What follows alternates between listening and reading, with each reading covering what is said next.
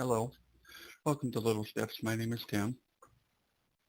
As some of you have already started to follow along with my videos, and I do hope you've gone through the original MS Paint lessons to help you practice, understand, and learn the basic tools and functions within the paint programs that are available out there. We're going to follow along today with just a quick lesson on how to take one of those functions and help you convert your line art so that you can quickly paint it and color it. Now there's some examples on my website on Facebook and my Flickr page. I would encourage you to go and look at those just to see some of the great effects you can get. The vast majority of my early work was done just with the MS Paint program, and to show you some of the later work, you can look on my paint.net photo albums, and you can see the quantum leap in the quality and the effects that you can achieve within the paint.net program.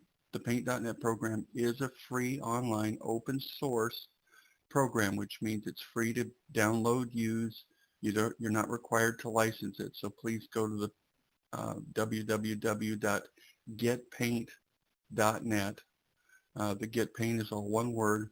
Download the program and start practicing with the basic functions, but we're going to cover just one of those functions today. Now, what I want to do is I want to start with line art. Line art is critical because it's a good place to start with not so much drawing, but with learning to use the color palette, learning to use the basic options that you have within the tool palette, and practicing some of the basic tools that you learned in the MS Paint program, such as changing the colors. Now let me go ahead and open up a particular picture here, and I'm going to open this up with the paint.net program. I've already got it open. Now you can see it's just some line art. It's some Looney Tunes line art. And if you look, you see I have my brush size very large. It's up at 500. And the reason I have it that large is because you will notice I've set my primary color to a medium gray and my background or secondary color to a black. Then I go up here to my recolor tool, which is the same thing as using your eraser to recolor in the MS Paint program. And if I left click on it, it will turn it gray. Now, why is this important?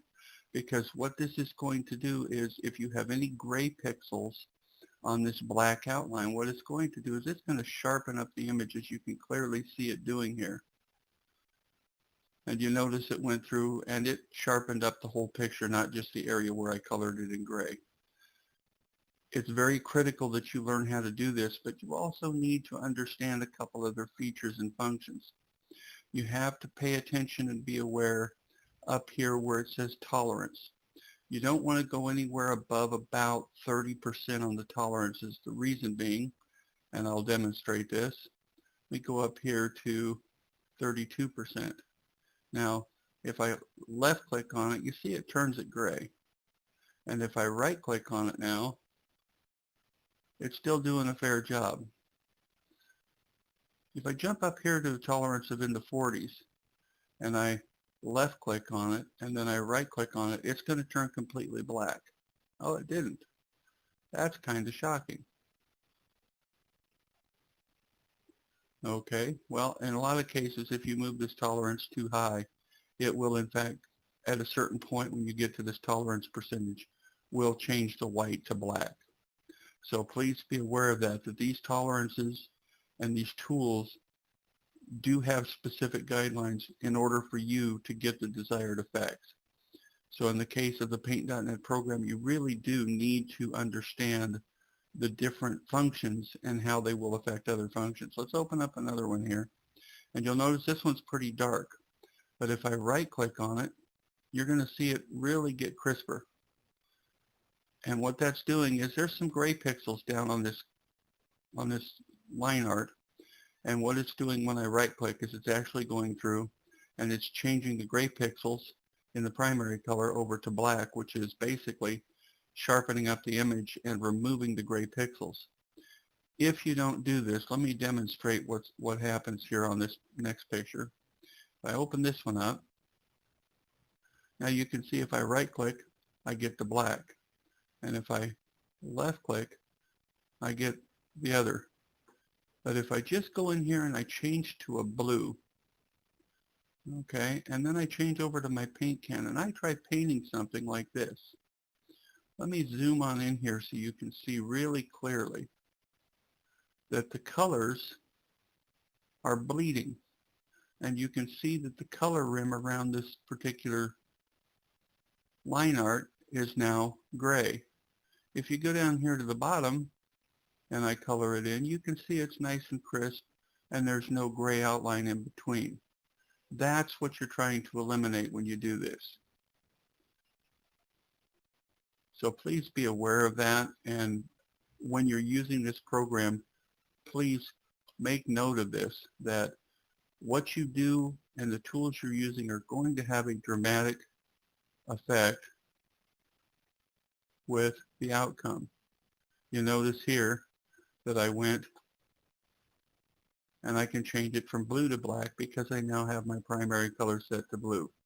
If I go back to the dark gray, I can go up here and change it all to a black outline. Anyway, I hope this has been helpful to you. Please practice using these tools such as the recolor tool, the painting tool, and the tolerances up here on the top, and using your color palette. You can really change the effects, and I really hope that you take the time to become very comfortable with using this program.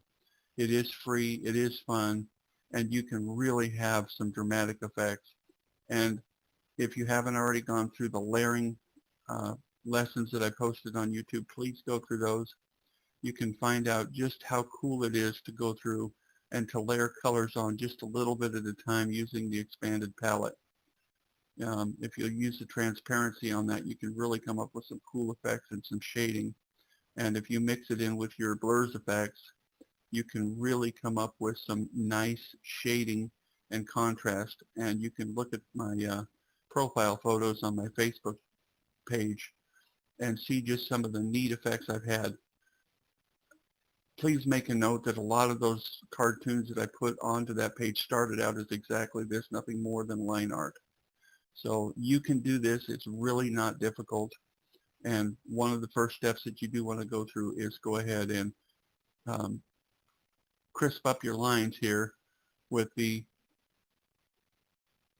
option here on your line art to recolor. Get everything to a uniform black and white, and then go in and start doing your coloring.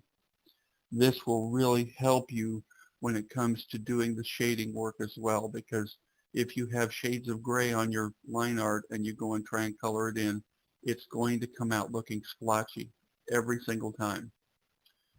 Once again, thanks for watching. Please continue tuning in for my lessons, and please continue supporting my work and comment on my videos. Have a great day.